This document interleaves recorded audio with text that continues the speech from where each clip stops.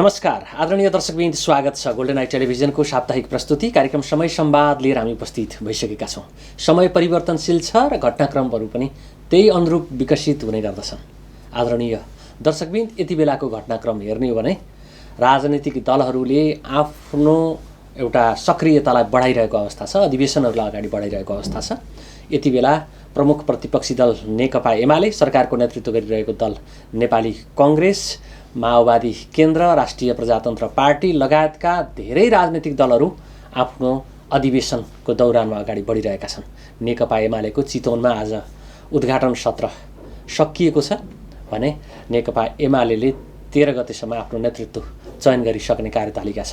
नेपाली कङ्ग्रेसले आज देशभरका जिल्लाहरूमा जिल्ला कार्य समितिको अधिवेशन गरेको छ। कतिपय जिल्लाहरूमा हुने क्रम पनि जारी रहेको छ।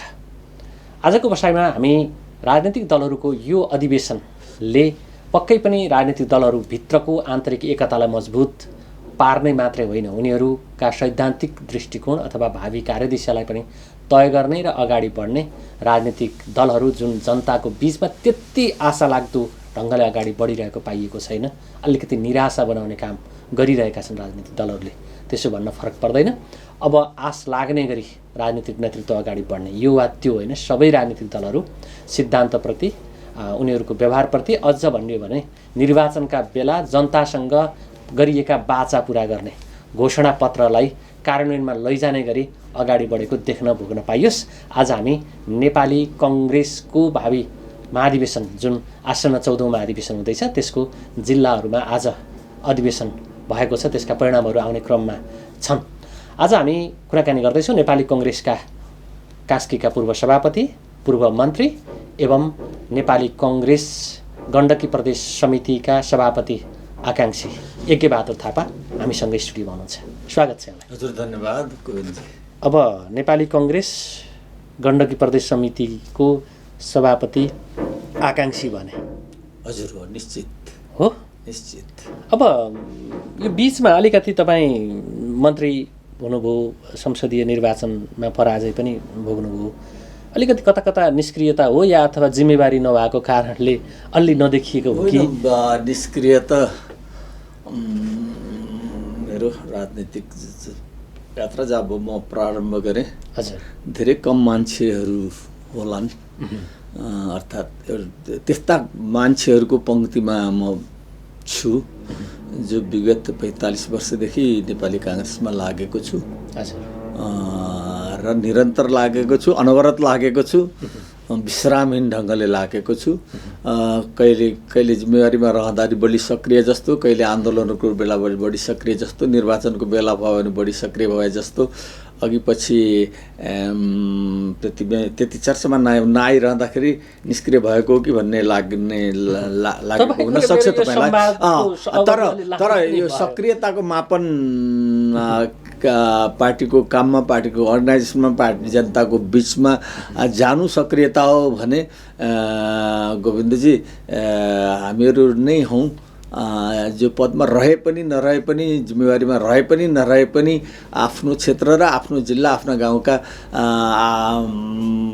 दुख सुखमा, मर्दा पर्दा, पूजाआजा, जन्ती मलामी गएर सुख दुःखमा सामेल हुने कुरामा हामीहरू निरन्तर लागेका छौँ।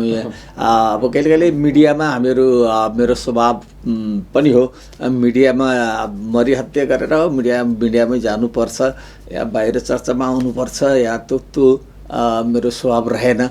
त्यसैले कसैलाई लाग्दो होला कि म अलि निष्क्रिय भएँ कि अलि हुजलमा परेको कि मान्छे भन्ने मलाई लाग्दैन। म जहाँसम्म म जहाँ छु ठिक छु।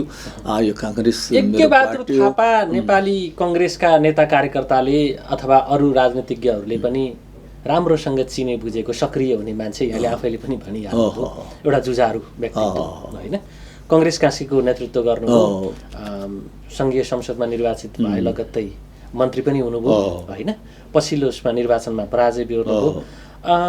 अब चाहिँ फेरि यहाँहरूले चाहिँ गण्डकी प्रदेश समितिको सभापतिको आकाङ्क्षा राखिरहनु भएको छ, त्यसको लागि मत माग्ने क्रम पनि सुरु गर्नुभयो कार्यकर्ताको बिचमा होइन।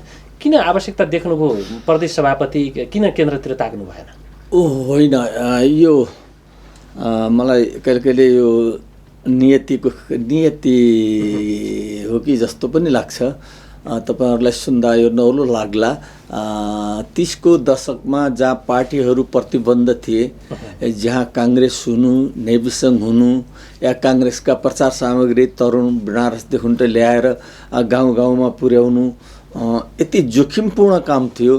पञ्चायतको कालरात्रिको भीषण दमनको कहाली लाग्दो चपेटामा देशलाई जकडाइएको सुनसान परिस्थितिमा हामी नै हौँ। बनारसदेखि बीपी कोइरालाले प्रकाशित गरेका तरुण पत्रिकाहरू बनारसदेखि लुकी लुकी लिएर आएर गाउँ गाउँमा पुर्याएर काङ्ग्रेसको विचारको शङ्खनाद गर्ने, काङ्ग्रेसको प्रजातन्त्रको सङ्घर्षको दियोलाई निभ्न नदिने जगका मिहिन कार्यकर्ताहरूमध्ये हामी पर्छौँ। तपाईलाई मलाई झलझली याद छ, 16-17 वर्षको पट्टो केटा म भर्खर क्याम्पस पढ्दै थिएँ। बीपी कोइरालाको व्यक्तित्वबाट आकर्षित भएर म नेभी सङ्घपट्टि लागेँ। म नेभी सङ्घमा लाग्नु कि थियो, तुरुन्तै त्यति बेलाका सभापति शेरबहादुर जेलबाट छुट्नुभयो, उहाँ पोखरा आउनुभयो। मलाई झलझली याद छ, मिर्जु होटलमा त्यति बेलाको प्रतिबन्धित नेभी सङ्घ भनौँ, प्रतिबन्धित नेभी सङ्घको केन्द्रीय सभापतिले अन्डरग्राउन्ड तरिकाले पोखरामा आएर मिर्जु होटलको पछाडिपट्टिको होटलमा नेभी सङ्घ गठन गरेर त्यहाँ सचिव भएको मलाई लाग्यो 31 साल हुनुपर्छ, 31 कि 32 सालमा। हिसाब गर्नुहोस् गोविन्दजी, 31 या 32 सालमा म नेभी सङ्घको सचिव भएर नेपाली काङ्ग्रेसको प्रतिबन्धित पर्चा पाम्पलेटहरू ओसार पसार गर्ने गर्थे। जुन पर्चा पाम्पलेट अर्थात् तरुणकै नाम लिनुहोस् तपाईँ, तरुण एउटा के फेला पर्यो भने 3 वर्षको सजायको भागीदार होइन्थ्यो। त्यस्तो पत्रिका हामी बनारसदेखि लिएर बोर्डर छलेर अब कस्तो बेलाको जासुस संस्था त्यस्तो संयन्त्र, कति जोखिमपूर्ण यात्रा थियो। तर हामी बाकायदा शानदार ढङ्गले खुसी मनले राष्ट्रका प्रति समर्पित भावनाले पार्टीका प्रति समर्पित भएर हामीले त्यो यो भेटका कहिले त हामी काठमाडौँ पनि मलाई याद छ, मार्शल जुलुम साकेकोमा धीरबहादुर गुरुङले त्यतिखेर तरुण बोकाएर मलाई बसमा काठमाडौँ पठाउनु भएको थियो। ओम्बाल हुनुपर्छ त्यति बेला काठमाडौँ मेरो लागि नौलो थियो र पनि त्यहाँसम्म पनि हामीले प्रचार सामग्रीहरू पठायौँ। बीपी कोइराला नेपाल फर्कँदाखेरि कति जोखिमको कुरा थियो, देशभरि पर्चा छर्ने कुरा थियो, उहाँको सन्देशको कुरा। पोखरामा हामीले पोखराका गल्ली गल्लीमा पुलिसहरूसित लुकामारी खेल्दै, पुलिसका बिहानहरूसित लुकामारी खेल्दै हामीले यहाँ सहरभरि छ्यापछ्याप्ती बीपीको देशवासीका नामको सन्देश गऱ्यौँ। अब मैले तपाईँ आउँदै हुनुहुन्थ्यो कि यो प्रदेशको सभापतिको आकाङ्क्षी, मैले नियतिको कुरा गर्दै थिएँ। त्यही दौरानमा 36 सालको विद्यार्थी आन्दोलनको त म त हिरो हो भनेर मैले भने त्यति बेलाका विद्यार्थीहरू जो अहिले रेडियो सुनेर बसेका होलान् देश विदेशमा, गेबा थापाले यो त साँच्चै भनेको भनेर उनीहरूले बुझ्छन्। त्यति बेला मिडिया थिएन, केही थिएन। हामीले भाषण गर्ने भनेपछि क्याम्पस जुरुक्क उम्लन्थ्यो। हामीले भाषण गर्ने भनेपछि कुनै गाउँमा गयो भने वरपरका सबै आउँथे। आज बहादुर थापाको भाषण छ भनेपछि अहिलेका गगन थापाहरूलाई मैले कहिले भन्छु, तिमीहरूले पनि राम्रो गरेका छौ, तर म पनि तिमीहरूभन्दा कम थिइनँ। मेरो उमेरमा मेरो उर्वर उमेरमा जति बेला मिडिया थिएन, फोन थिएन, टेलिभिजन थिएन, केही थिएन, सभापतिमा उठ्नुको औचित्य खोज्नु। म त आउँदैछु, मैले भन्दैछु तपाईँ र म यो संवाद गरिरहँदाखेरि तपाईँको यो विगत बुझेका होइन, त्यति बेलाका समकालीन कम्युनिस्ट नेताहरू तपाईँले हेर्नुभयो भने सब पोलिट ब्युरो सदस्य त कम्युनिस्टका केन्द्रीय सदस्य, पोलिट ब्युरो सदस्यहरू ठोकिन्छन् बाटोमा।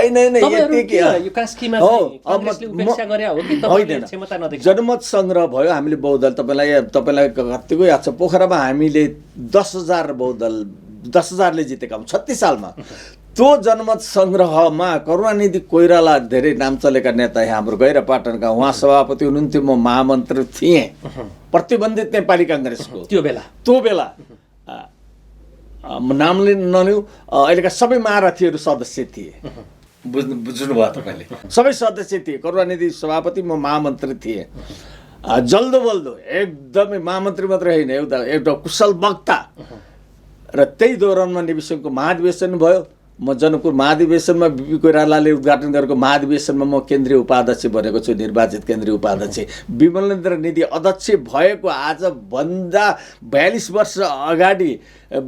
वर्ष अगाडि बिपी कोइरालाले उद्घाटन गरेको जनकपुरको महाधिवेशनको शेरबहादुर पछिको कमिटीको केन्द्रीय उपाध्यक्ष हो म। पश्चिमाञ्चलको प्रतिनिधित्व गर्दथे।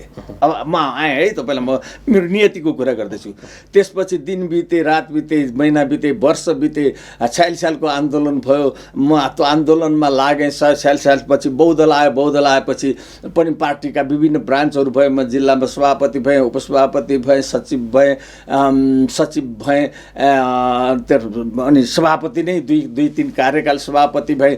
त्यही बिचमा गिरिजाप्रसाद कोइरालाले मलाई महासमितिमा मनोनयन गरेर पश्चिमाञ्चल विकास क्षेत्र समन्वय समिति नेपाली काङ्ग्रेसको सदस्य सचिव, जुन सदस्य सचिव भनेको पश्चिमाञ्चल विकास क्षेत्रका त्यति बेलाका 16 जिल्लाहरूलाई ह्यान्डल गर्ने पेसेवर कार्यकर्ता, 24 पेसेवर कार्यकर्ताको रूपमा, होल टाइमरको रूपमा उहाँले मलाई मनोनित गर्नुभएको थियो। महेन्द्रपुरमा मैले त अफिस राखेर के काम गर्न सुरु गरेको थिएँ। तर हाम्रो विधानमा कमजोरी र अभ्यासको कमजोरीले जिल्ला सिधै केन्द्रमा चच्काने, त्यो केन्द्रमा जाने, त्यो बिचको समितिसित कुनै लेना देनै नहुने। विधानले भनेको छ तर व्यवहारमा त उत्रनै सकेन। त्यसले हाम्रो विधानमा गरेको व्यवस्थालाई पनि अलिकति त्यो अव्यवहारिक भयो। अब म एक गण्डकी प्रदेशको सभापति हुन खोज्दैछु। मलाई झल्झली याद छ, म सदस्य सचिव भएको कमिटी त चलेन। यद्यपि त्यो बेला पनि सङ्घीयता नभने पनि, प्रदेश नभने पनि विकास क्षेत्रको नाउँमा एउटा भूगोलको समिति त थियो नि। अहिले साथीहरू बडा उत्साहित हुनुहुन्छ। म कता यो विधान नेपाली काङ्ग्रेसले संविधान बमोजिम आफ्नो विधान परिमार्जन गरेर गठन गर्न लागेको यो प्रदेश कमिटी यसै दगुर्नेवाला छैन। मेरो विगतको अनुभवले यसलाई योग्य मान्छे, सक्षम मान्छे, जुझारु मान्छे, सक्रिय मान्छे, नयाँ स्पिरिटका साथ, भाइ देशमा काया पलट भएको छ। हामीले त 61-62 को आन्दोलन गरेर त हिजोको विकास क्षेत्र त होइन नि, यो त गण्डकी प्रदेश हो। यहाँ त अहिले स्थानीय गण्डकी प्रदेश सरकार छ। यहाँ यो मुनि यो एउटा सरकार हो, स्थानीय सरकार छ। यो मुनि अर्को सरकार छ। फकत यति हो कि यो माथि अर्को सरकार छ, केन्द्रीय सरकार। यो त सरकार पनि हो, सरकार बनाउने ठाउँ हो, स्थानीय सरकारहरूलाई लिड गर्ने ठाउँ हो भन्ने संविधानको केस्रा केलाएर बुझेर तदनुरूपको मेन्टालिटी तयार गरेर एकदमै फिजिकल्ली साथदाज भनेको होइन कि पुरा सहज धजका साथ यो कमिटीलाई चलाउनु पर्ने हुन्छ। त्यसको हेक्का मलाई किन छ, अरूलाई सायद नहोला, मलाई किन छ भने पश्चिमाञ्चल विकास क्षेत्र समन्वय समितिको विधानले गर्दै पनि, गर्न खोज्दा पनि त्यसलाई अभ्यासमा ल्याउँदा व्यावहारिक रूपमा त्यो सफल हुन सकेन। अब कहीँ यस्तो नहोस् कि यो पनि फेरि जिल्लाले सिधै केन्द्रलाई गर्ने, प्रदेशमा सरकार त छ, सरकार सबै चहलपहल सरकारपट्टि गएर केन्द्रित हुने, पार्टीको एउटा नाम मात्रको सङ्गठन प्रदेशमा रहने, त्यो हुने भए पनि छ। गोविन्दजी, मेरो अनुभवले भनेको मैले। तपाईँले व्यावहारिक पाटोलाई कोट्याउन खोज्दै हुनुहुन्छ। मैले भने हिजोको पश्चिमाञ्चल विकास समितिमा रहेको समितिको नेतृत्व गर्ने काममा हुँदा त्यहाँबाट खुसी हुन कति जोस थियो। मैले लगत्तै पैसा उठाएँ, प्रदेशको लागि झन्डा बनाएको छु, गरेको छु, पालिस गरेको छु। अब म फेरि पेसे होल टाइमर भनेको छ, विधानले त्यसलाई अझ तलबको व्यवस्था पनि गरेको छ। तलब लिन लाज नलाएर म आफू तलब लिन, बरु कार्यालय सचिव राख्छु, त्यो मेरो तलब कार्यालय सचिवलाई दिन्छु। म राजनीतिमा लागेको के अब भगवान्ले दिएका 2-4 फोटा बेच्दै थिएँ। अलि जति बेच्यो पनि अलिअलि रहँदै यो एउटा के अरे नियतिको खेल। त्यस्तो सम्पन्न मान्छे म होइन, तर गराफोटा बेच्दै राजनीति गर्दा टुकुन भयो। लास्टमा थोरै थियो, थोरै हुँदाखेरि अलि भाउ बढ्न थाल्यो। त्यसले मलाई टिकाएको छ। यहीँनिर आउँला। अहिले तपाईँले हेर्नुभयो भने 2072 को संविधानको होइन प्रावधान अनुरूप नेपाली काङ्ग्रेसले बल्ल आफूलाई प्रदेश संरचना बनाएर ढाल्दैछ। पहिलो अहिले 78 मा छौँ हामी। अब जब कि धेरै वर्षपछि हेर्नुहोस् त, काङ्ग्रेस किन यो सङ्घीयतालाई किन लताड्यो? हाम्रो अधिवेशन हुन पाएन। प्रदेश जस्तो ठुलो संरचना तयार गर्नका लागि यत्तिकै केन्द्रबाट मनोनित गरेर टाउकैबाट गरिदिँदाखेरि गर्न पनि सक्थ्यो। सायद सम्भवतः कम्युनिस्ट पार्टीहरू जनवादी केन्द्रीयताको नाममा उहाँहरूले त्यो गर्न सक्नुहुन्छ। तर हाम्रो जस्तो डेमोक्रेटिक पार्टीमा केन्द्रले मनोनयन गरेर एउटा नामात्रको सङ्गठन गठन गर्दा पनि त्यसले खासै कुनै तात्विक अन्तर या ठुलो परिवर्तन केही ल्याउन सक्छ सत्तै नथ्यो, त्यसैले हामीले महाधिवेशनलाई कुर्यौँ। यत्रो समय खाली राख्नुपर्ने पद हो यो। महाधिवेशन इन टाइम गरेको भए त अहिले हामी त 1.5 वर्ष त यसमा काम गरिसकेका हुन्थ्यौँ नि।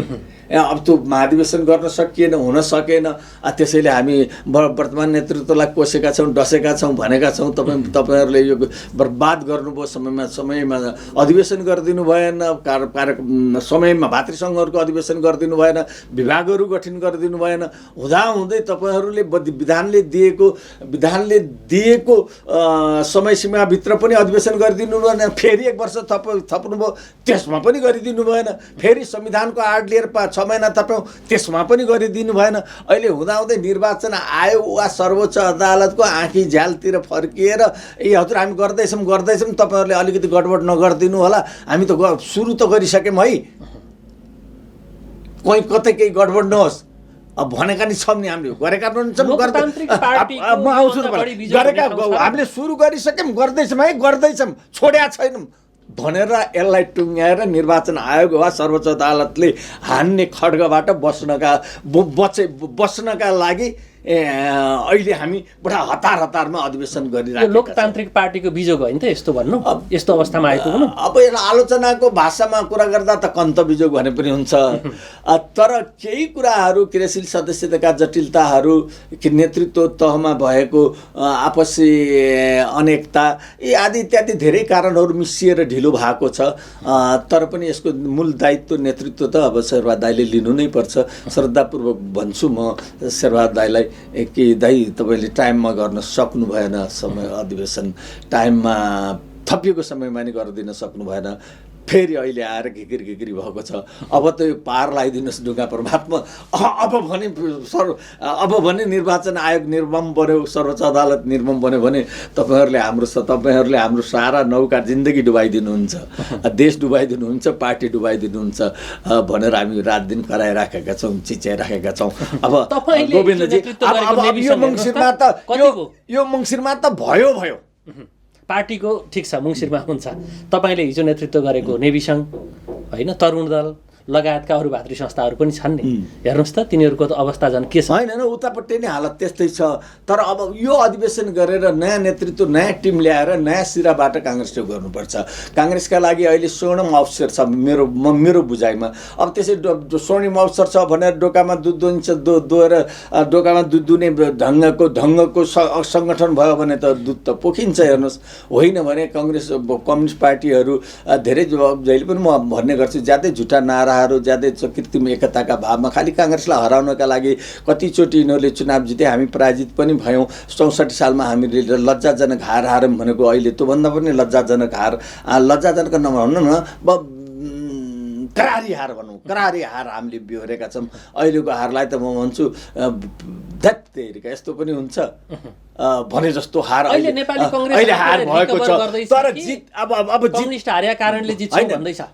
जित्नेहरूले हामीलाई जसरी हराएर गए, जित्नेहरूले 2/3 लिएर अनकन्टक 40-50 वर्षसम्म अब काङ्ग्रेस सत्ताको मुख देख्न पाउने छैन। नामै किटेर केपी ओलीले शेरबहादुरजीका प्रधानमन्त्री हुने दिन गए भनेर उहाँले एकदम उहाँको वाक्पटुतापूर्ण कटाक्षपूर्ण उहाँको प्रस्तुति अब आफ्नै टाइपको हुन्छ होइन। उहाँले त मानौँ कि हाम्रो कार्यकर्ताहरू नबुझेकालाई त यो रालो जिन्दगी बिजानी नै भयो झैँ गरेर टोलाउनु पर्ने खालको ढङ्गले काङ्ग्रेस अब आउँदैन, शेरबहादुरजी तिमी आउँदैनौ भनिरहँदा यही 4 कार्यकालमा शेरबहादुरले म हुन्न बाबा हुन्न, तिमीहरू बस के तिमीहरूले नै गर, हुन्न कि हुन्न भन्दा पनि शेरबहादुरलाई व्यक्तिको माया कि शेरबहादुर अर्थात् कङ्ग्रेसको सभापतिलाई अहिले प्रधानमन्त्रीको दायित्व आएको छ। परदेशहरूमा त यति धेरै बहुमत थियो उहाँहरूको कि ती परदेशहरूमा अरूको सरकार बन्छ कम्युनिस्ट पार्टीको छोडेर कसले कल्पना गरेको थियो। हेर्दै सातवटा सरकारहरू गैर एमाले बनेका छन्। यद्यपि सबै ठाउँ हामी छैनौँ होइन, गैर एमाले बनेका छन्। राजनीतिको खेल बुझिन सक्नु हुँदो रहेछ कहिले कहिले। हामीले जति सरापे पनि, हामीले जति कमजोर भएर बहोस् भनेर कामना गरे पनि यस्तो ज्यादीविती अनुकूलता र यति ज्यादीविती उनीहरूको लागि प्रतिकूलताको वातावरण सिर्जना हुन्छ मान्छेले कल्पना गरेका मेरो थिएनन्। प्रश्न कहाँनिर भनेदेखि कम्युनिस्टहरू आफै फुटे, आफै झगडा गरे, एकअर्कामा आरोप प्रत्यारोपमा छन्, त्यो कारणले कङ्ग्रेसले अनुकूलता देखिरहेछ कि होइन, बिचमा नेपाली कङ्ग्रेसले आफ्नो साङ्गठनिक संरचनालाई मजबुत बनाउने, जनताको बिचमा जाने र जनताको स्याबासी अथवा चाहिँ भनौँ न भनेर सहानुभूति बटुल्ने ठाउँमा पुगेको छ? होइन, अरू फुटेर हुने बेफाइदा काङ्ग्रेसका लागि फाइदा हुन्छ भने त्यो फाइदा त उसले उपयोग गर्छ नि। त्यो त राजनीति हो। हिजो दुईटा मिलेर कङ्ग्रेसलाई पछाड्दा त मजा भयो त सबैलाई, फेरि उनीहरूले राम्रो माने।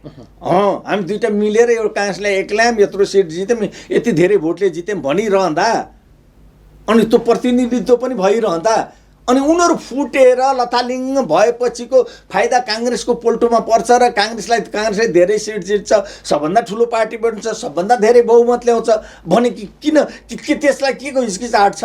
हो त, कङ्ग्रेस आफ्नो पार्टी पनि थियो, आफ्नो सङ्गठन पनि थियो, तिमीहरू लथालिङ्ग भएर उ गऱ्यौ, एक आपसमा हानथाप गऱ्यौ, एक आपसमा हिलो छ्यापाछ्याप गऱ्यौ, एक आपसमा देखि सहन नसहन पानी बाराबार गऱ्यौ, तिमीहरूका कारणले पनि हामीलाई यति भोट थपी हामी जित्यौँ। त्यो त सानसँग भन्छ, तर उनीहरू फुट्दैमा हामीलाई कसैले टुप्लुक्क ल्याएर कुर्सीमा राखिदिने त होइन। उनीहरू फुटेका कारणले भएको फाइदा समेतलाई ग्रहण गरेर आफ्नो सङ्गठनलाई परिचालित गरेर, आफ्ना कार्यकर्ताहरूलाई परिचालित गरेर चुनावको बेला मतदाताका बिचमा पुगेर मतदानको दिन मतदान गराएर ढुवाङमा मतपत्र राखेर बुथबाट ओसारेर मतपेटिका लगेर मतगणक स्थानमा लगेर गनेर अनि परिणाम लिने हो नि। सिधै उनीहरू फुटेका छन्, हामी सिधै सरकारमा गयौँ त होइन नि। बाटो त त्यही हो, त्यही निर्वाचन हो, तिनै जनता हुन्। फुटेको कम्युनिस्टले जित्नै हुन्न भन्ने छैन। होइन, अलिकति फरक ढङ्गले हेरौँ न। आम नागरिकले जुन राजनैतिक दलप्रतिको भरोसा गरेका छन् नि, यी पार्टीले, यी नेताले, तपाईँले अगाडि भने जस्तो यत्रो दुःख गरेका नेताहरूले नेतृत्व गरिसकेपछि केही न केही हुन्छ, हाम्रो जीवनस्तर माथि उठ्छ भन्ने नागरिकका लागि नेपाली कङ्ग्रेस, अघि तपाईँकै शब्दमा भने हरिबिजोग होइन, अझ बढी के भन्दै महालथालिङ्ग होइन, कन्तबिजोग भएको पार्टी काङ्ग्रेस त्यस्तो होइन, त्यसको पराजय उसलाई नसुहाउने खालको। साङ्गठनिक रूपमा त्यो ढङ्गले परिचालित कङ्ग्रेसले साँच्चै जनतालाई न्याय गर्ने गरी उठ्छ भन्ने विश्वास कसरी दिलाउँ? होइन, राजनीतिमा बागमतीमा पोखराको गण्डकीमा धेरै पानी बग्यो हो। अझ पनि मान्छेलाई समृद्धि, सुखी नेपाल, समाजवाद उन्मुख, समानताको जुन धुनधुबी, जुन ढिढौरा मचाइ राखिएको छ गोविन्दजी, अब कसले कुन त्यस्तो एउटा महान नेता आएर सम्झाइदिन्छ यो मुलुकका जनतालाई? मफसलमा म यो कुरा विगत 48 सालदेखि भन्दैछु। म बिपी कोइरालाबाट प्रशिक्षित कार्यकर्ता हुँ। समाजवादको कुरा गर्दा, लोकतन्त्रको कुरा गर्दा मैले उहाँसित गहनतम संवाद गरेको छु र गहनतम इन्टरभ्यू लिएको छु, जो पुनर्मन्त्रण भइराख्छन्। अब कतिले त भन्छन् बिपी कोइरालाको समाजवाद बुझ्नलाई पोखराको यज्ञबहादुर थापाले 36 सालमा लिएको बिपीसितको इन्टरभ्यू मात्रै पढिदिए पुग्छ भन्छन्। र पनि जाने माने विद्वानहरू, प्रदीप गिरी जस्ताहरू त्यो इन्टरभ्यूको वरिपरि आफ्नो समाजवादप्रतिको धारणा प्रक्षेपण गर्छन्। हाम्रो जस्तो मुलुकमा खाइ नखाइ सबै मिलेर जुलेर वर्तमानको तकाजा, वर्तमानका चुनौती अवसरहरू सबैलाई केलाएर पुँजीको निर्माण गर्ने भन्छु म। उत्पादनको वृद्धि गरेर पुँजी निर्माण नगरिकन तपाईँले भनेको समृद्धि, तपाईँले भनेको सुखी खुसी नेपाल, तपाईँले भनेको समाजवाद उन्मुख नेपाल, यी सबै आकाश कुसुम टिप्नु हो गोविन्दजी। यो सब झुट हो, सब वाइघात कुरा हो। सब केही बजेट छत्तामा पुगेका बेलामा केही बजेट लाएर केही चौकी खोले भनेर गुड्डी हाक्यो, केही हस्पिटल खोले भनेर हाक्यो। देशको रियल डेभलपमेन्ट, रियल समृद्धि रियल जनताको आय स्तर उकास्ने कुरा, जनजीविका माथि लाने कुरालाई त तपाईँलाई एउटा प्याकेज ड्रिलिङ चाहिन्छ। तपाईँ समाजवादलाई को केस्रा केलाएर वर्तमान उसमा हिजोको जस्तो के परम्परागत समाजवाद बोकेर हिँडेर कम्युनिस्टहरूलाई अहिले काम लाग्छ। राज्य नै सब थोकको, राज्यले नै सबै थोक चलाउँछ भनेर रसाले त्यत्रो 10 वर्ष 20 वर्ष भन्थ्यो रसा will catch up the America within 10 year, हामी 10 वर्षभित्रमा अमेरिकाको हाराहारीमा पुग्छु भन्थ्यो रसा। देख्दाखेरि त्यो बेलाको रसाको त्यो पत्र पत्रिका सचित्र चीन रसाको के हुन्थ्यो कुनै के भूमि पत्रिका पढ्दा अमेरिका र रसा बराबर छन् भनेको होइन रहेनछ नि। कि राज्यले सबै कुरो मेरै हो सबै चलाउँछु भन्दा देश खोक्रो मात्र भएन, राष्ट्रियता पनि रहेन। अब यसलाई समय छैन हामीसित, सिधै जाउँ चीनतिर फर्कौँ। चीनले केही प्रगति गर्यो। म पोइन्टमा आउँदैछु।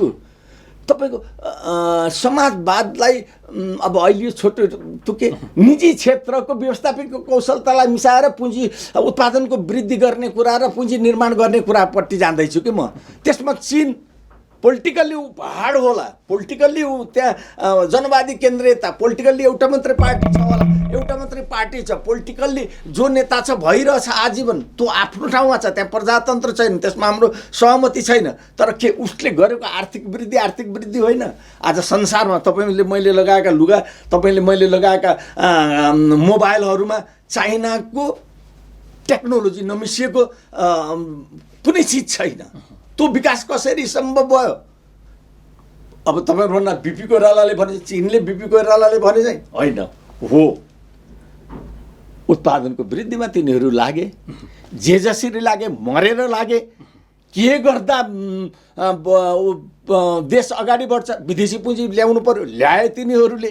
निजी क्षेत्रलाई तिमीहरू गर कमाऊ खाऊ, राज्यलाई ट्याक्स तिर, त्यो अरू सबै बाँकी तिम्रो कमाइ भयो, जति सक्छौ उत्पादन बढाऊ, लाखमा होइन करोडमा होइन अरबमा उ गर।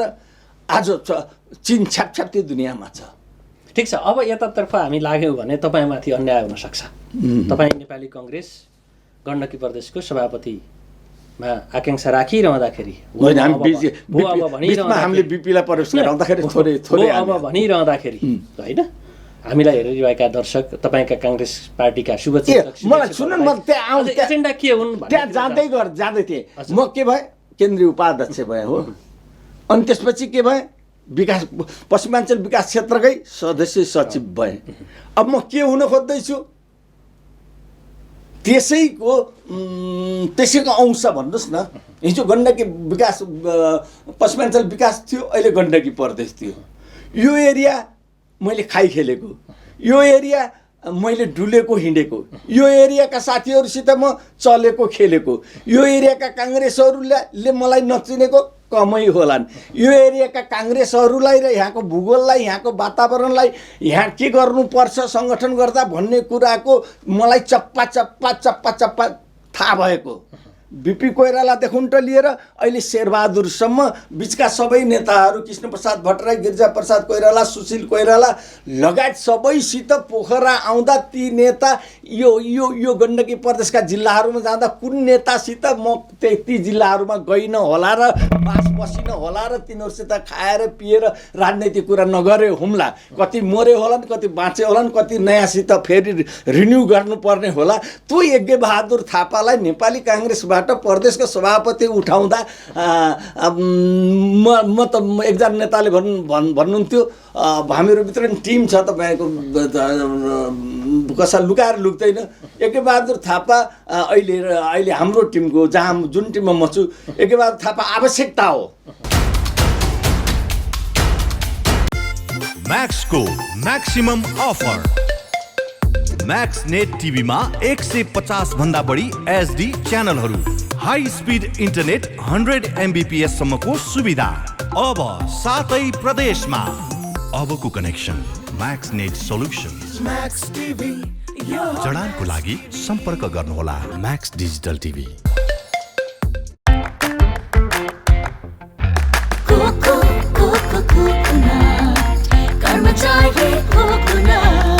स्वादिलो छ, मिठो छ, सबैभन्दा टेस्टी छ। कर्मचारी Coca most delicious coconut biscuits.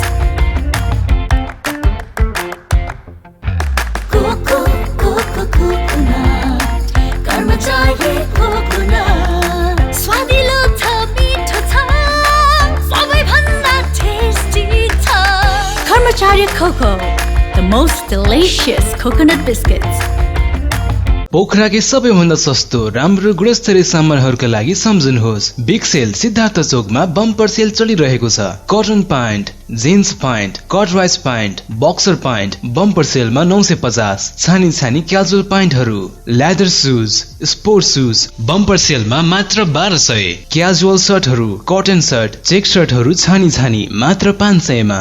नेपालकै सबैभन्दा सस्तो मूल्यमा होलसेल मूल्य ब्रान्डेड तथा नन ब्रान्डेड सामानहरूका लागि हामीलाई सम्झनुहोस् ramp brand, retro brand, black brand, 80 degree brand साथै नाइक, एडिडास, पुमा र रिबुक ब्रान्डको जुत्ता तथा लुगाहरू र स्पोर्ट वेयरका लागि हामीलाई सम्झनुहोस्। साथै ब्रान्डेड सामानहरूमा 25% डिस्काउन्ट। सबै ब्रान्डेड सामानहरू पाइनुका साथै होलसेल तथा खुद्रा बिक्री गरिन्छ।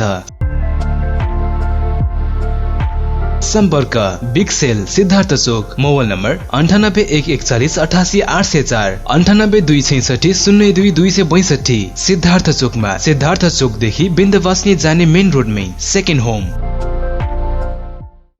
लेखनाथको मुटु अर्गौं चोक अनि अर्गौं चोकमा अवस्थित विशाल एग्रो स्टोर्स तपाईँ हाम्रो दैनिक जीवनमा अति आवश्यक पर्ने ताजा तरकारी, फलफूल, खाद्यान्न लगायत सम्पूर्ण सामानहरू चाहिएमा हामीलाई सम्झनुहोला। हाम्रा सेवाहरू दूध, दही, खाद्यान्न तथा ताजा लोकल तरकारी, फलफूल, सुपथ तथा होलसेल मूल्यमा पाइनुका साथै होम डेलिभरीको पनि व्यवस्था रहेको छ। साथै सम्पूर्ण पार्टी प्यालेसको सहजतालाई मध्यनजर गर्दै सम्पूर्ण सामानहरू सुपथ मूल्यमा डेलिभरी गरिने जानकारी पनि गराउँदछौँ। विशाल एग्रो स्टोर्स, पोखरा 27, लेखनाथ चोक, प्रोपाइटर विष्णु लामिछाने। सम्पर्क 98560 33822, 98560 81768 र 98058 66215। के तपाईँ नयाँ घर बनाउँदै हुनुहुन्छ? यदि हुनुहुन्छ भने ढुक्क भएर एडी ट्रेडर्सलाई सम्झिनुहोस्। हामी तपाईँलाई गुणस्तरीय सामान उपलब्ध गराउनेछौँ। हाम्रा सेवाहरू टोयलेट तथा बाथरुमका लागि आवश्यक सामानहरू जस्तै कमोड, धारा, बेसिन, पाइपहरू, घर बनाउँदा आवश्यक पर्ने सम्पूर्ण हार्डवेयरका सामानहरू पाइनुका साथै प्लम्बर पनि उपलब्ध गराइन्छ। सम्पर्क AD traders, Pokhara 10 Ram Bazar, Kalika Chowk. Phone number 061 432 551, 98 161 83 577, 98 460 35 282। Proprietor Hari Dulal. पोखराको मुटु सिर्जना चोकमा अत्याधुनिक पर्वत शर्मा अटो वर्कशप तथा कार वाशमा तपाईँ सबैलाई स्वागत गर्न चाहन्छौँ। हाम्रा सेवाहरू टायर रिपेयरिङ नयाँ तथा पुरानो उपलब्ध छ। बाइक तथा स्कुटर सर्भिसिङ, कार वाशका साथै रबिङ र पोलिसिङ पनि गरिन्छ। अनुभवी मिस्त्रीद्वारा सर्भिसिङ तथा सफाई गरिन्छ। मोबिल तथा पार्ट्सहरू सुपथ मूल्यमा पाइन्छ। सम्पर्क ठेगाना पर्वत शर्मा अटो वर्कशप तथा कार वाश, सिर्जना चोक, पोखरा। 40 साइकलको ठिक अगाडि। सम्पर्क नम्बर भुवनन्द बस्याल 9806 13506, मधुसूदन बस्याल 9806 70481, बालकृष्ण बस्याल 9851 81437। कृपया एक पटक सेवा गर्ने मौका दिनुहोस्। आजको लगानी भविष्यको सुनिश्चितता, सुन्दर अनि आकर्षक व्यक्तित्व देखिनका लागि रेखा सुनचाँदी पसल। हाम्रा सेवाहरू रानीहार, मिनिहार, सिखरी, चोकर, छड्के तिलहरी, कण्ठगेडी, नौगेडी, कटारे गेडी, फुलगेडी, चन्द्रहार, हमले माला, बीज बन्दा, सिरफुल, चन्द्रमा क्लिप, औँठी, कर्की बिया, औँठी बेरुवा, औँठी छापा, कुसे औँठी, पाउजु, बिच्छी कङ्गन, चुरा, बाला, हात्ती पुच्छर बाला, ठुला साना पञ्चरत्न, तिलहरी, जन्तर, पेङ्लिङ, साथै तयारी सुनका आकर्षक गहनाहरू, चाँदीका गर गहना तथा सामानहरू अर्डर अनुसारको गर गहना, राशि अनुसारको बहुमूल्य रत्न पत्थरहरू चाहिएमा हामीलाई सम्झनुहोस्। रेखा सुनचाँदी पसल, Bagar 1, Pokhara. Phone number 061 536 452, 98 041 35 504। Proprietor Amrit Gahatraj. पोखराको लेक साइडमा रहेको the Freedom Cafe restaurant and bar, जहाँ नेपाली, इन्डियन, कन्टिनेन्टल र इटालियन ब्रान्डहरू पाइन्छ। यहाँबाट विभिन्न नेपाली अर्गानिक कफीको एक चुस्की लगाउँदै यहाँ रहेको एकदमै सुन्दर फेवाताल पनि हेर्न सकिन्छ। यसका विशेषताहरू: 100% नेपाली अर्गानिक कफी, ककटेल्स, मोकटेल, विभिन्न डोमेस्टिक हार्ड ड्रिङ्कका साथै बाहिरी हार्ड ड्रिङ्कहरूको पनि सुविधा रहेको छ। तपाईँ पनि एकचोटि the Freedom Cafe restaurant and बारमा अवश्य एकचोटि जानुहोस् र स्वागत गर्ने अवसर दिनुहोस्। सम्पर्क hotel the Freedom Cafe restaurant and bar, 23 street, Khahari lake side, Pokhara. सम्पर्क नम्बर 98 191 81 213, 98 171 69 060। प्रोपाइटर भुवन जीसी।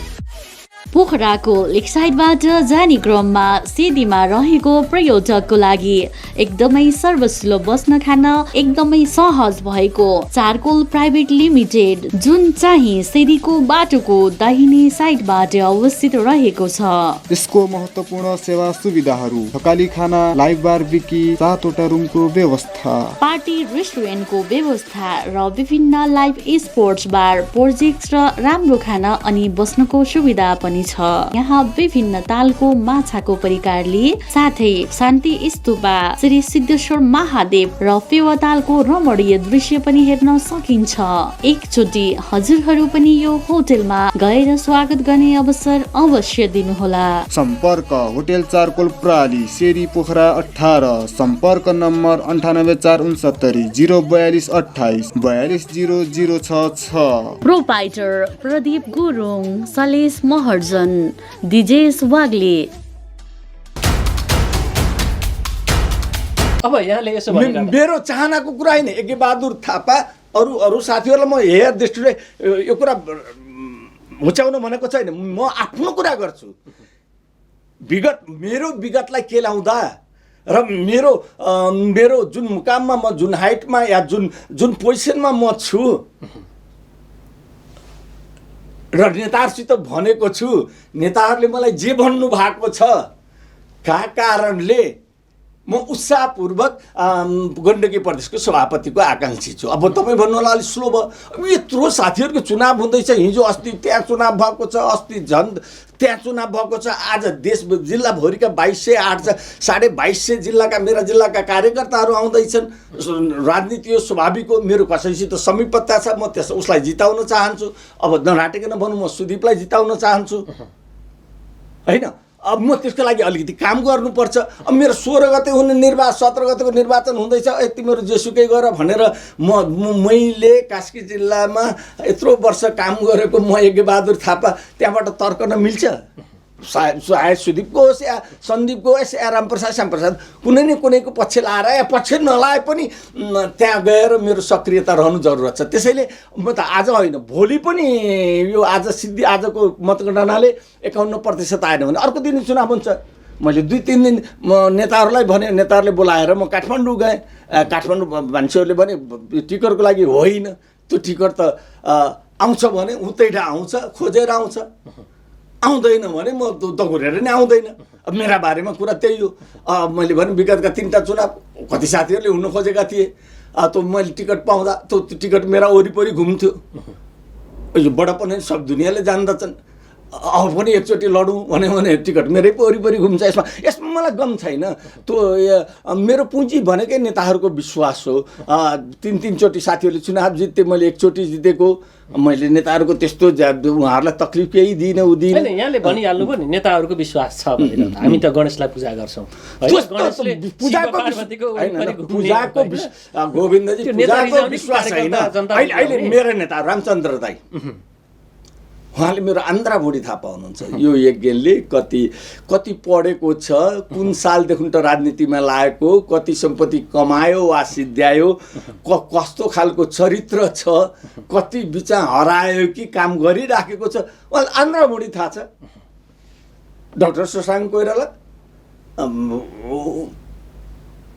उहाँले पनि बुझ्नु भएको छ। यद्यपि रामचन्द्र दाईको जस्तो सबै पहिल्यैबाट उहाँ बनारसमा हुनुहुन्थ्यो, डक्टर हुनुहुन्थ्यो। पनि उहाँलाई त यो थाहा छ कि बिपी कोइरालाले मन पराएको मान्छे एकेबहाद थापा भन्ने थाहा छ, त्यसैले अति नै आफ्नो बाउले पनि मन पराएको मान्छे, उहाँको त्यो भाव छ। कहिले कहिले म तपाईँलाई लाग्छ उहाँले फ्रन्ट सिट छ भने मेरो लागि छोडिदिनुहुन्छ, भन्नुहुन्छ तपाईँ बाबाले मन पराएको मान्छे मेरो पनि नेता भनेर छोडिदिनुहुन्छ। शेखर कोइराला माई डियर होइन, उहाँसित म खानपान बसाइ उठाइमा उहाँलाई मनपर्छ, म मन पराउँछु उहाँलाई। प्रकाश मानजी गणेशमानको छोरा, रामशरण दाई, अब को नाम लिउँ? अब म जस्तो कि म हिजो अस्ति गएँ, मान्छेहरूले भने टिकटको लागि भने होइन। अब तपाईँ पत्याउनुहोस् नपत्याउनुहोस्, एकेबाद थापाको सान र मान यो पार्टीभित्र त छ कि। कहिले कहिले तपाईँहरू कहिले कहिले त भन्नु पनि पर्छ जस्तो लाग्छ कि। मेरो श्रीमतीले कहिले कहिले भन्छन् सानो त्यानो विवाद भयो भने बोलाउँछन् साथीहरूले, नजान्नु न तपाईँको देशभरि कत्रो इज्जत छ भन्छन्। यिनले 5-7 वर्ष मसित काठमाडौँमा बसेपछि बसा उठी त्यहाँको त हाई लेभलको नेताहरूले बोलाएको त्यो देखेर अहिले मलाई बोलाइएको मतलब म त टिकट लड भन्न बोलाएँ या भन्न बोलायो भनेको होइन रहेछ। कुरा के रहेछ भने आपसको तिक्तता जो नेताहरूमा बढेको छ, एकेबाद थापाले जो सबैसित सबैको बारेमा कुरा गर्न सक्छ। एकचोटि एकबार थापाले कसैको पछि विशेष लबी गरेर होइन कि मिलाउनको लागि रामचन्द्र दाई, प्रकाशमान, शशाङ्क, शेखरसँग कुरा गरोस् भन्ने हिसाबले अनि काठमाडौँ आउनु किन हतारिएको प्रचार गर्न, यता आऊ भनेर रामचन्द्र दाईले बोलाउनु भयो। अनि कुरा बुझ्दा त्यही देखेँ मैले, डाक्टर शशाङ्कलाई भने मैले भनेको केन्द्रमा तपाईँको आवश्यकता महसुस भयो होइन। मैले अगाडि सोधेको तर तपाईँले जवाफ नदिएको। कास्कीमा कम्युनिस्टका नेताहरू जताततै ठोक्किने केन्द्रका नेताहरू होइन, तपाईँहरू केन्द्रतिर पहुँच नपुर्याएको अथवा नपुगेको भनौँ भने यहाँले भनिहाल्नु भयो शशाङ्कले बसिया सिट छोडिदिने होइन। किन यस्तो खालको स्थिति बन्यो कास्कीमा केन्द्र? व्यक्तिगत रूपमा कुरा गर्दा मलाई अब तपाईँले यो बडपन जस्तो लाग्छ, मान्छेलाई पत्याउन गाह्रो हुन्छ होइन। यो मेरो घरमा पनि कहिले कहिले कुरा हुन्छ, थाहा छ गन्जी पद नहुँदा मेरो हाइट घट्दैन कसम से। मलाई मेरो त आत्मबल त मेरो के हो थाहा छैन, त्यो मेरो ग्ल्यामर म त्यस्तो पनि होइन, त्यस्तो लाग्दैन। एकजना मैले सांसद जितेर गएपछि थापा गाउँमा म बसेको थियो, झापाका पुराना कार्यकर्ताहरूको जमात आए। ती जमातहरूमध्ये एउटाले मेरो लोगो थुतेर भैँमा राखेर भने कि बाजी तपाईँले लोगो नलाए नि तपाईँ हेगे बहादुर थापा हो, यो लोगोले तपाईँको कद बढाएको छैन, यो लोगो तपाईँकोमा यो यसमा राख्दै लोगोको शोभा बढेको छ भन्थे। पढेको पिएचडी डक्टर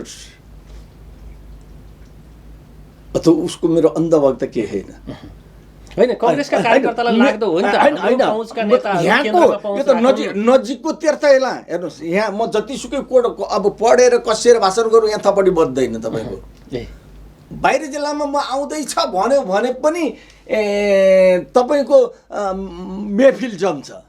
अब यहाँ त कस्तो भयो भने जनमत सङ्ग्रहदेखि लिएर बिपी कोइराला गणेशमान मात्रै होइन, प्रचण्ड र मदन भण्डारी, यहाँका आमसभा जो राष्ट्रिय स्तरका हुन् त्यो आमसभामा मैले घन्टौँ नबोलेको वर्षौँ के 40 वर्ष 45 वर्ष एउटै एकेबाद थापा मान्छे सुन्दा नि देख्छ। मलाई पनि यहाँ बोल्दाखेरि कुनै जोसै आउँदैन तपाईँको। कति बोली त्यही चिप्ले ढुङ्गा, त्यही नाग ढुङ्गा, त्यही अमरसिंह चौर, त्यही अहिले त के अरे एयरपोर्टमा भाषण गर्न छोडियो बिपी कोइरालाको पालाको। त्यो हिसाबले तपाईँले ठोकिए कम्युनिस्टका नेताहरू भन्दा क्यान्टिनको कुरा थियो, सारा कम्युनिस्टका एमपीहरू थिए, म थिएँ। अनि एकैछिन परिचय गर्न आयो होइन, अब मसित परिचय गर्न आयो। अब अलिकति लेट गोइङ भएकोमा सबैलाई फिल छ त्यहाँ भनौँ न। अब लेट गोइङ तारा चाहिँ त्यहाँ हुनुहुन्थ्यो, म यहाँ थिएँ। त्यो अहिलेको जस्तो संयुक्त के अरे समानुपातिक केही थिएन। He was Elder than me, यसमा कोही शङ्का छैन होइन। कारण त्यो पनि हो।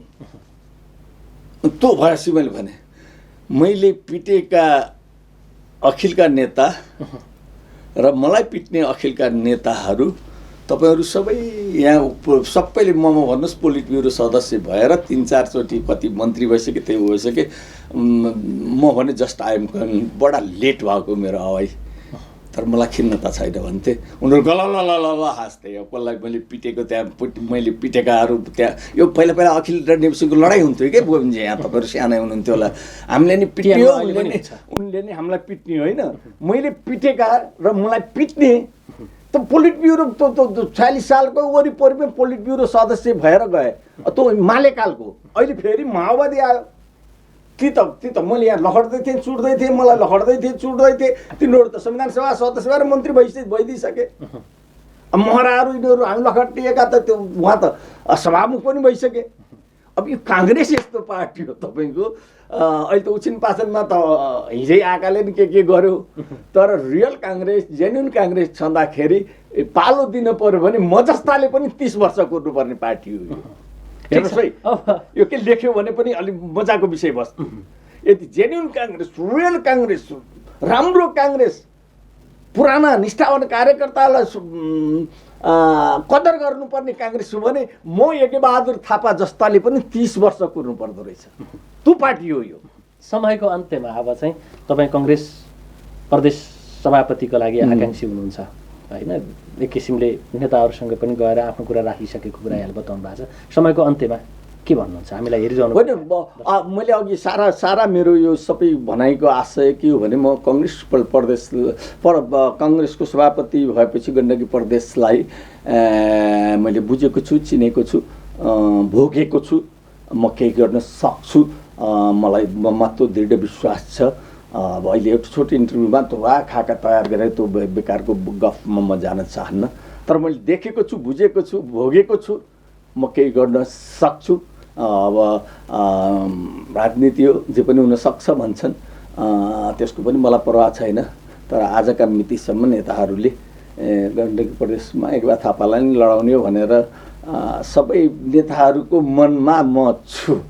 अब घुम पुत्लो समयले एक्सिडेन्टली लाउँदाको परिस्थिति बाहेक लड्ने मै हो, जित्ने नि मै हो। अब तपाईँसित अर्को इन्टरभ्यू गण्डकी प्रदेशको सभापति भएर अब के गर्छस् त नि? हिजो त अहिले पनि भनेको छैन मैले यसो गर्छु भनेर। हिजो पनि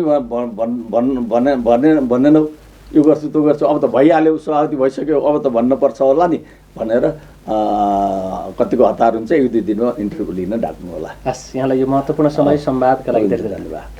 आदरणीय दर्शकवृन्द, आजको बसाइमा हामीले कुराकानी गरौँ नेपाली कङ्ग्रेसका कास्की पूर्व सभापति एवं पूर्व मन्त्री र अहिले चालु जुन नेपाली कङ्ग्रेसको 14औं महाधिवेशन छ, यो अधिवेशनको दौरान नेपाली कङ्ग्रेस गण्डकी प्रदेश समितिका सभापति आकाङ्क्षी यज्ञबहादुर थापासँग कुराकानी तपाईँले हेरिसक्नु भएको छ। त्यतिन्जेलसम्म हामीलाई हेरिदिनु भयो, तपाईँ सम्पूर्ण दर्शकप्रति विशेष आभार प्रकट गर्छु र हाम्रो सम्पूर्ण युनिटका साथ मलाई पनि आज्ञा दिनुहोस्। नमस्कार।